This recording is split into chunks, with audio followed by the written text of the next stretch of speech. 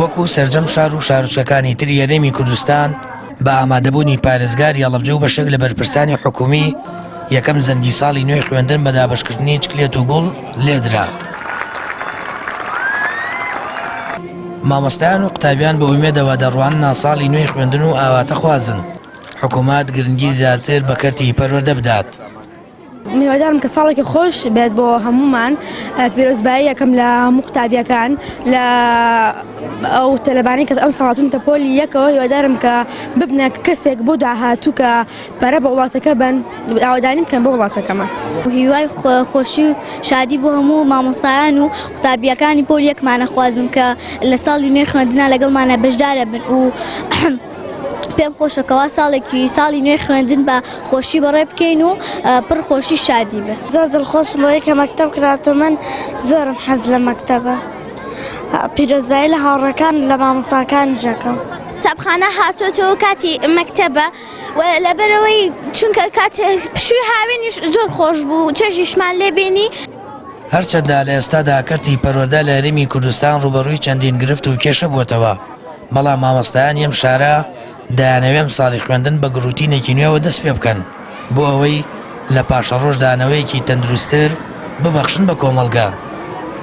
پەیامی ئێمە جیاواز لە پەیامی ساڵەکانی پێشوو زیاتر هەوڵدان بە پلانێکی تازەوە، بە پلانێکی نوێەوە دووبارە دەستپێکردنەوە بە ئومێدی ئەوەی کە بتوانین نەوەیەکی باشتر، نەوەیەکی جوانتر، نەوەیەکی تەندروستتر بەرهەمبێنین بۆ وڵاتەکەمان.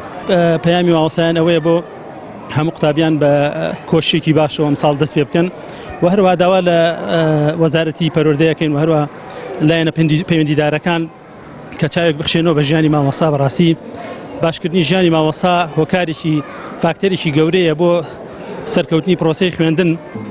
بەڕێوەبەری پەروەردەی هەڵەبجەش دەڵێت لە سنووری پارێزگای هەڵەبجە بۆ ساڵی نوێی خوێندن یەم ساڵ لە 146 قوتابخانە پرۆسەی خوێندنی ساڵی نوێ دەستی پێکردووە و 30,000 قوتابی و خوێندکار و 4,134 مامۆستا و فەرمانبەر بەشداری پرۆسەی خوێندنی ئەم ساڵن.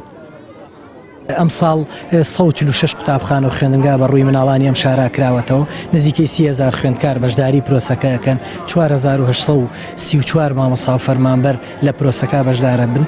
ومێدەکەین ئەم ساڵ ئامانجە پەروەردەیەکانمان پێکین و هیواخوازین خوێندکارەکانیشمان ئەنجامی باش بۆ خۆیان، بۆ پارێزگاکەیان و بۆ دایکان و باوکانیان بەدەستبێنن.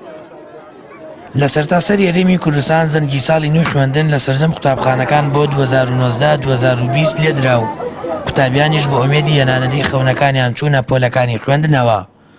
مامۆستایانیش هیواخوازن پرۆسەی پەروەردە و فێرکردن بێ کێشە و گرفت بەڕێوە بچێت. سامان فەتاح، کەناڵی ئاسمانی پەیام، هەڵەبجە.